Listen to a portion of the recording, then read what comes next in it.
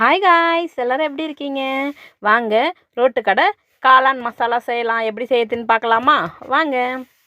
கோஸ் ஒரு 1/4 கிலோங்க, நல்லா பொடியாக குட்டி குட்டியாக கட் பண்ணி வச்சுருக்கேங்க. அதையும் பவுலில் சேர்த்துக்கலாம். மைதா மாவுங்க ஒரு பவுலு, அரிசி மாவு ஒரு 1/2 பவுலுங்க. உங்கள்கிட்ட அரிசி மாவு இருந்தால் சேர்த்துக்குங்க, இல்லை கார்ன்ஃப்ளவர் இருந்தாலும் சேர்த்துக்கலாங்க. உப்புங்க,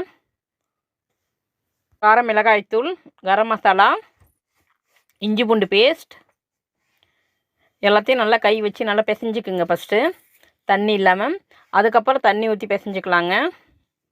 கார்ன்ஃப்ளவர் மாவு இருந்தாலும் இதுக்கு பதில் அரிசி மாவுக்கு பதில் போட்டுக்குங்க. என்கிட்ட கார்ன்ஃப்ளவர் கம்மியாக இருக்கிறதுனால அரிசி மாவு போட்டிருக்கேங்க. உங்கள் விருப்பத்துக்கு என்ன வேணுமே சேர்த்து பிசைஞ்சிக்குங்க.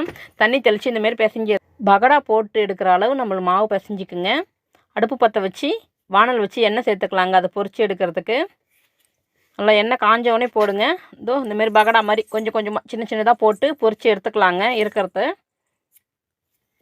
இதுமாரி போட்டுட்டு நீங்கள் நல்லா கலந்து விட்டுக்கிட்டே இருக்குங்க. அப்போ தான் எல்லாமே ஒன்றா மிஸ் ஆகுங்க. நல்லா வெந்து வரும். நல்லா மொறுன்னு எடுத்துருங்க. பார்த்து எடுங்க, திஞ்சிட போது.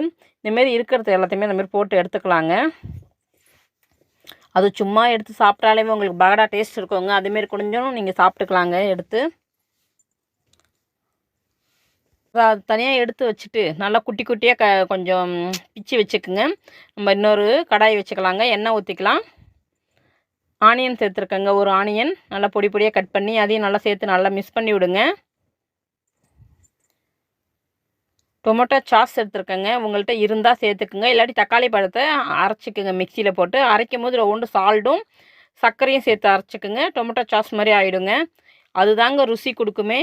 மஞ்சத்தூள், கரம் மசாலா, கார மிளகாய் தூளுங்க. உங்களுக்கு வேணுன்னா அதில் கேசரி பவுடர் கலந்துக்குங்க. அது இந்த மசாலாவுக்கு காரம் கொடுக்கறதுக்காகங்க.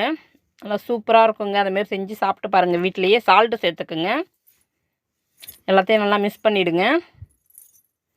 இப்போ நம்ம ஒரு 2 ஸ்பூன் கார்ன்ஃப்ளவர் மாவில் தண்ணி ஊற்றி நல்லா தண்ணியாக கரைச்சி வச்சுக்குங்க. 2 ஸ்பூன் போட்டாலே போதுங்க. அதுவே நல்லா கட்டி போட்டு கொடுத்துரும். தண்ணி கொஞ்சம் சேர்த்துக்குங்க அதிகமாக. நல்லா கலந்துக்குங்க. கலந்துக்கிட்டே இருங்க. அது அப்படியே கட்டி ஆகிடுங்க.